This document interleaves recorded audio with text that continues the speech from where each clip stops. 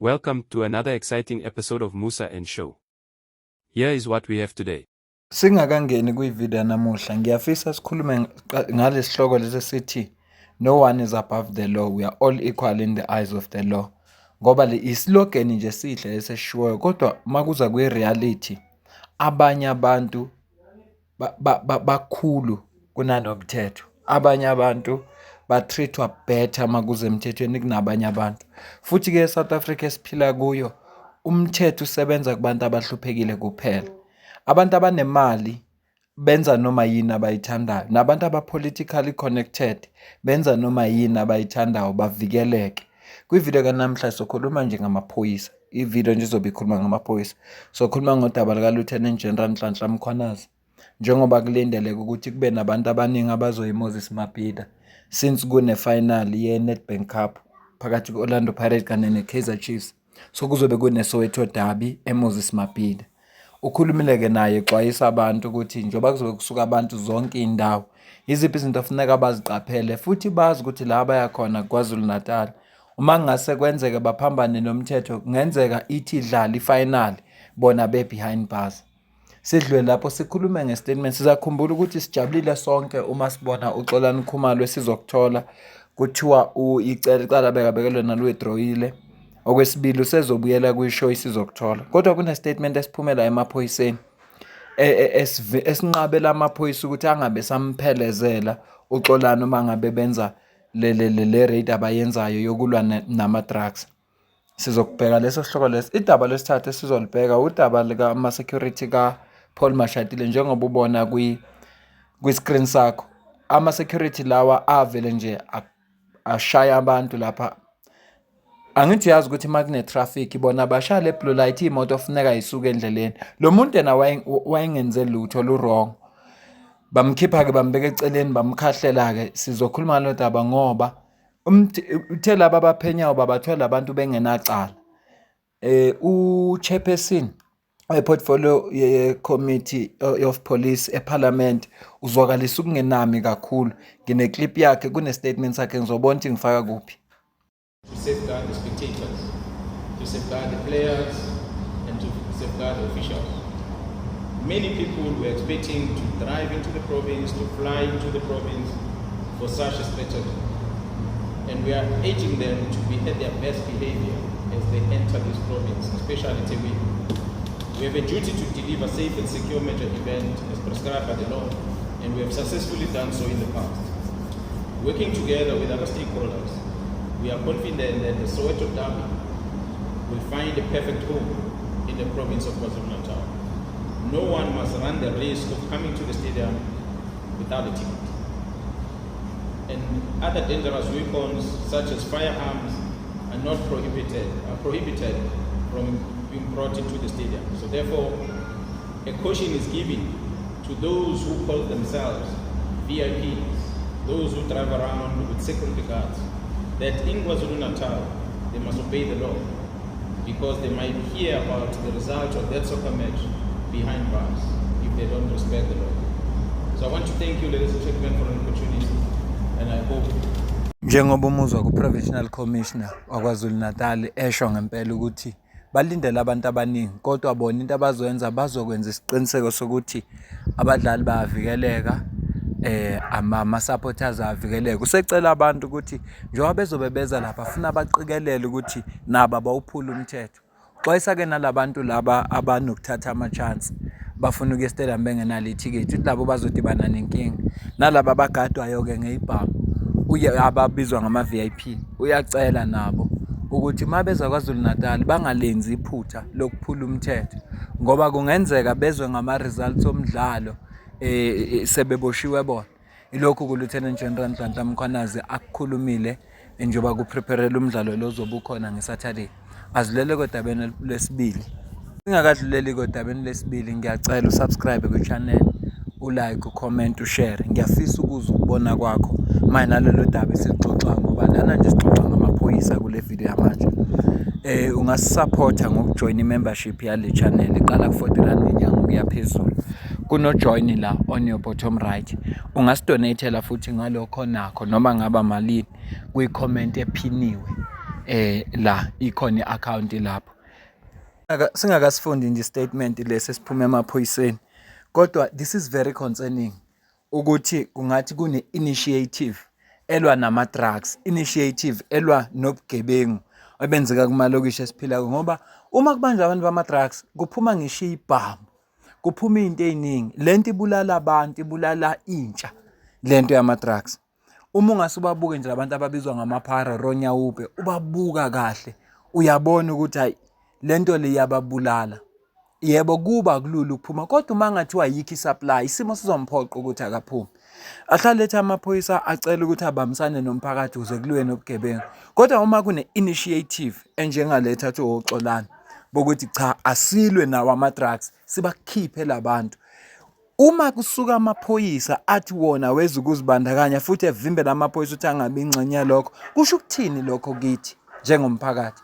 Thina esike sabona nje siyazi ukuthi abantu abathengisa ama-drugs they are protected by amaphoyisa.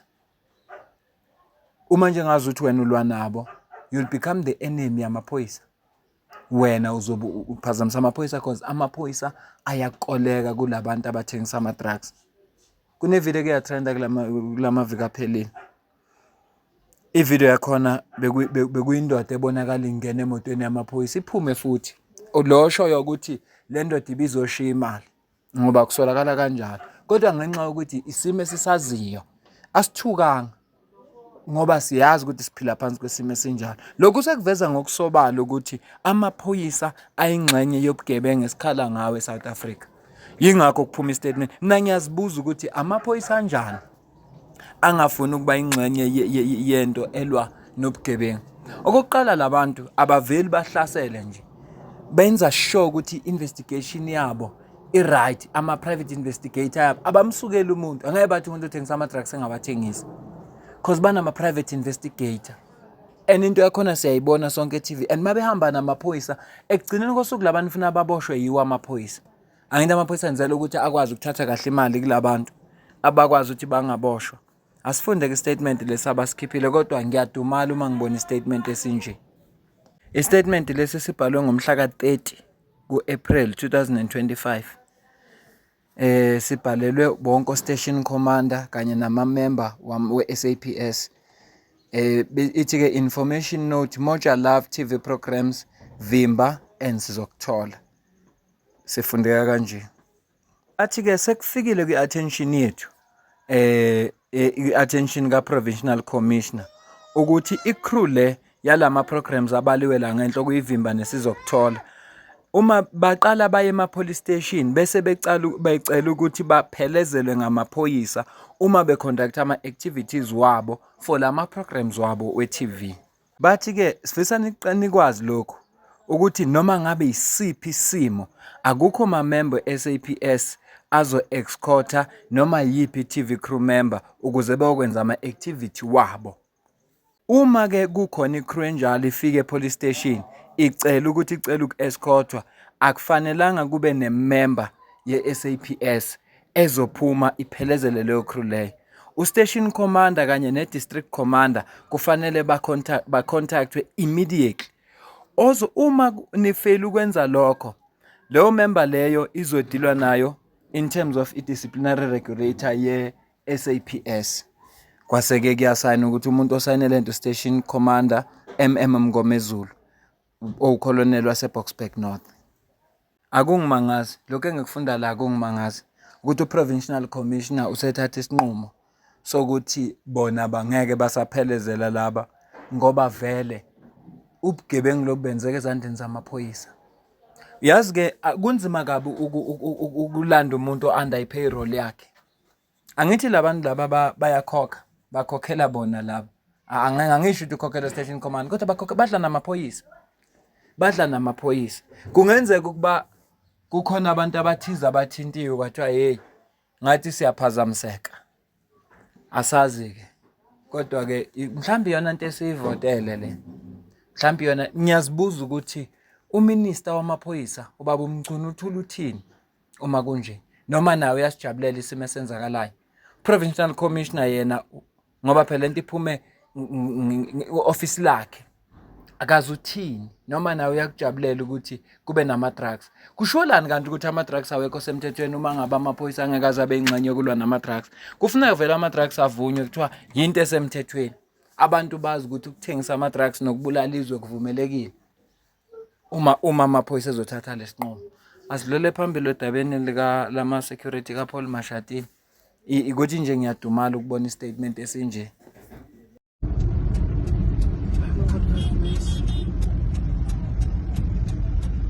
Oh my gosh. Fisa ukuyidlala yonke le video ngiphatha kabi futhi nje ngizwisa ubuhlungu uma ubona umuntu eshawa kanje. Paul Mashatile ngathi wayekhona ngiyasola ngoba abakwazi ukuhamba bodwa engekho yena. Ngathi wayekhona. Labantu abenza lento siyayibona yonke into abayenzile siyayibona. Nawe uyayibona njengoba ubona le video. And ngiyasaba ukudlala ivideo ephelele mhlawumbe YouTube inginqabela ukuthi ngiyidlale. Kodwa uyasibona isigameko la masenzeka. Njengoba ubona la ku screen sakho. Bavela ke enkantolo. Bona la laba abakade uPaul Mashatile. Akungesi isigameko sokuqala. Ngizokhumbula amaqala unyaka ukuthi bele eWestern Cape bavakashela imizi le yaseKhayelitsha. Bafe baphambana nenye insizwa lapha ngoba kubo beyivimba. Iziyasho lensizwa ukuthi they manhandle him. Should bambambile bathi kumthinta kancane.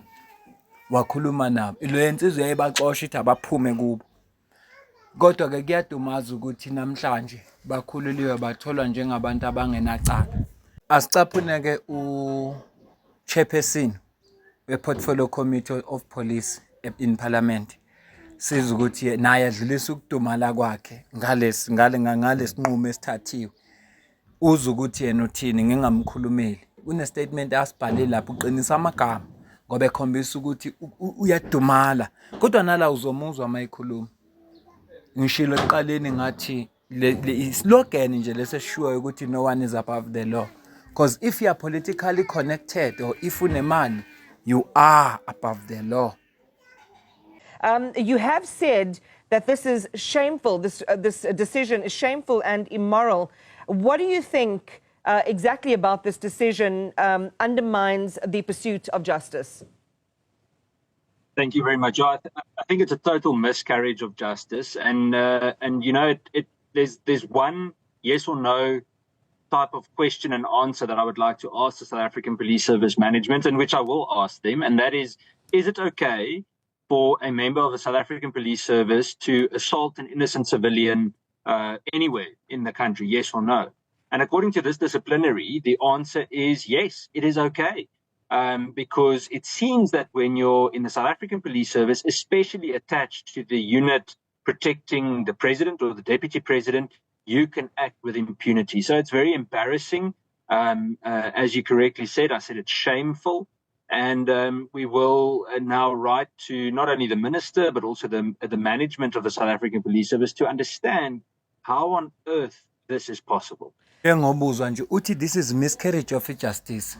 And uyasho ukuthi into azoyibuza kuminister na kwi-management yamaphoyisa wonke ukuthi uma uyiphoyisa uvumelekile na ukuthi ushaye noma imuphi umuntu noma ngathiwa akenze lutho uvumelekile na. Uthi kodwa kulesigameko samanje impendulo uyesu uvumelekile. So ufuna ukwazi nokuthi acaciseleke ukuthi ma uyimember SAPS especially assign ukuthi protector upresident or udeputy president lento eyenzakalayo iziphi izathu ezenza ukuthi labantu bathole bengenacala ekubeni kunobufakazi obubonakalayo.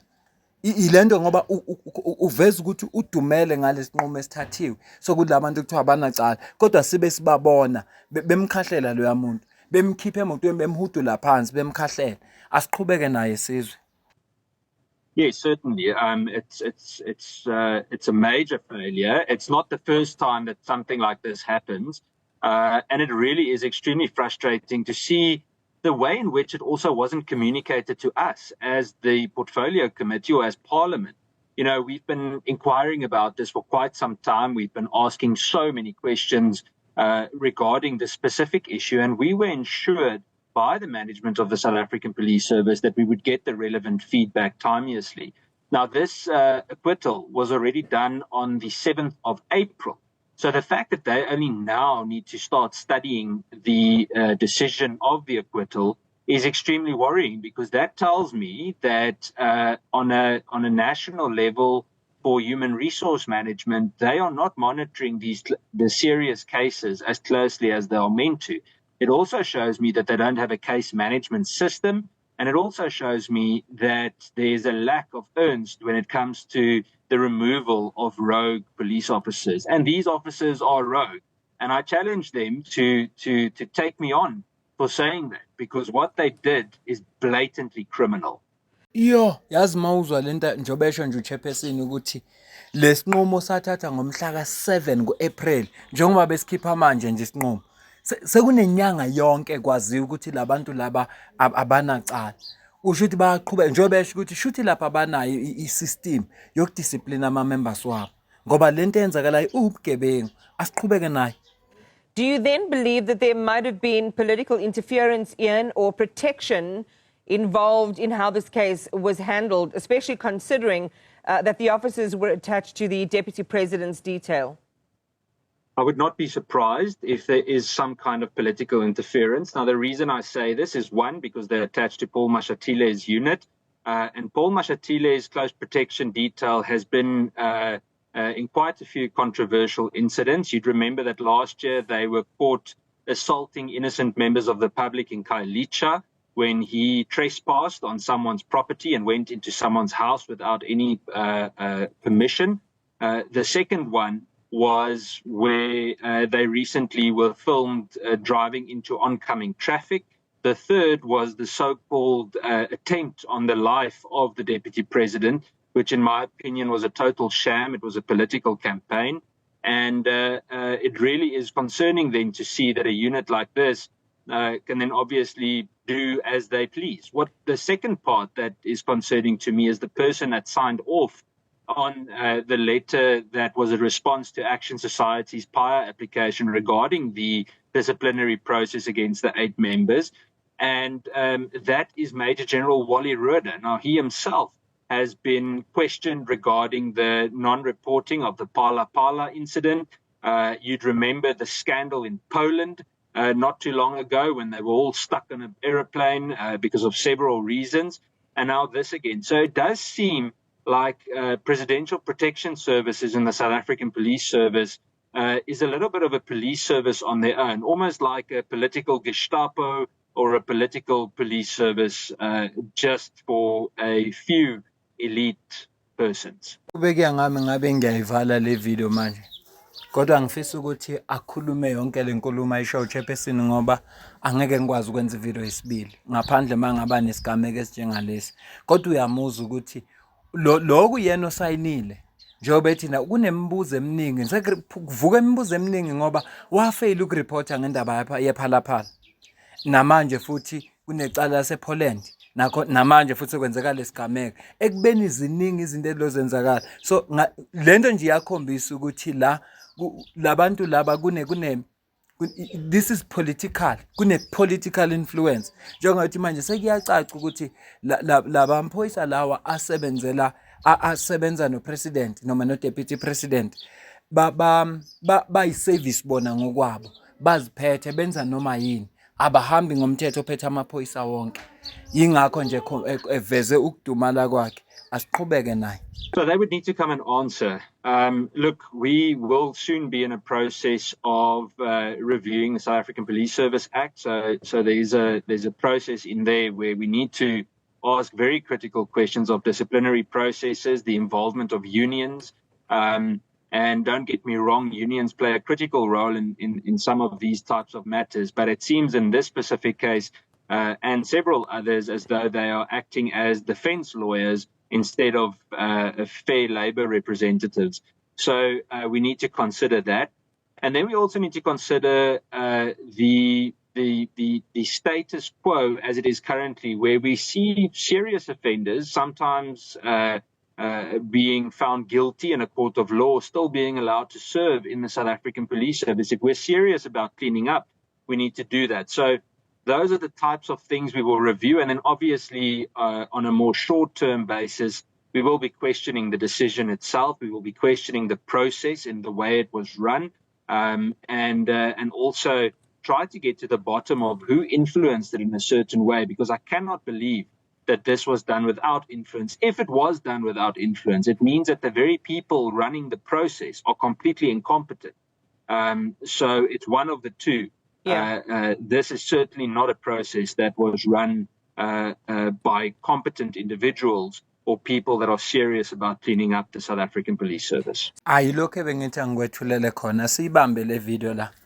Ngibonile ukuthi i-portfolio committee on police in parliament ihleli ezisikhuluma. Ngizobheka ukuthi lesihloka beze kusithintana ngoba ngimuzwe lathi usazobhala incwadi abhalele uminister wamaphoyisa uminister bese abhalele national commissioner ngoba ufuna ukuthi bezomupha impendulo ngoba ufisa ukucacisela ukuthi kwenzakaleni la ufuna baphendule ngempela nanobulungiswa obungenzeki kahle lapha emaphoyiseni njengoba ethi kunabantu abafike batholwe befound guilty by the court of law kodwa egcineni kosuku baqhubeke baseve emaphoyiseni i-corruption bese sithi phele kanjani i-corruption bese expect ukuthi i-corruption izophela kunje yingakho nje uSihlelonze buza umbuzo obalekile izolo wathi kusho ukuthi ukuze indaba lakho lukhulunywe ufuna ube connected politically ufuna ube ne-family member ye-ANC noma ufuna ube i-card holder le-ANC na ukuze udaba lakho luthathe serious ukubonakala ukuthi nawe uyadinga ukuthi uthole i-justice la eSouth Africa. Angazi mina siphile ezweni elinjani noma siphile ezweni elinje. Ngidumele kakhulu ngiphelela namagama ngoba iyangicasula yonke lento eyenzakalayo kusuka nje kule kaXolani beyingcono neka Lieutenant General Nhlanhla Mkhwana azobexwayisa abantu yabona nje le yamaphoyisa avimba ukuthi manje waseza ukuba ingxenye yala besizokuthola ekugcineni kosuku ababophi labantu kufuna bathathe zona le igebenga abazobe zibambile nama drugs baphinde bazise emaphoyiseni so amaphoyisa enzela ukuthatha kahle imali akwazi ukuthatha idizi kahle kulabantu ezokwazi ukuthi icase ayihle bese uzwa le ndaba le kune video ekhombisa ubufakazi nasi isithombe uyasibona umuntu uhuduliwe ubonile kwivideo bekhahlelwa baphethe ibhamu labantu ezinkulu nezincane baphethe ibhamu kodwa khona lapho batholakala benganacala kanti assault into enjani ngoba lo muntu assaultiwe akunacala ke nje kuthiwa hayi batholakala benecala le-assault abanacala bakhululiwe nje kukho konke shuthi babenza into right kufanele bayenze nami nje ngiyafana no chairperson ngingidumele kwamina because I'm the law abiding citizen yazi ngiyacabanga ukuthi shuthi nathi funeka sibe politically connected sizokwazi ukwenza ubugebengu phela ngoba lokuthi no ithi ngiphile kahle ngomthetho akusizi khona abantu abenza noma yini babe protected sonke ke uma sinethuba lokuba politically connected ayifuna singaliyeki ngoba there are no consequences. Ya cela ukuma la ngiyafisa ukuza ukuphala kwakho ngalolu daba ngizwe ukuthi wena ubona kanjani ungakhomenta share like subscribe ungasupporta futhi ngokudonate to i-channel kune-account kwi-comment ephiniwe mina nawe sidibane kwi-video landelayo yabonga.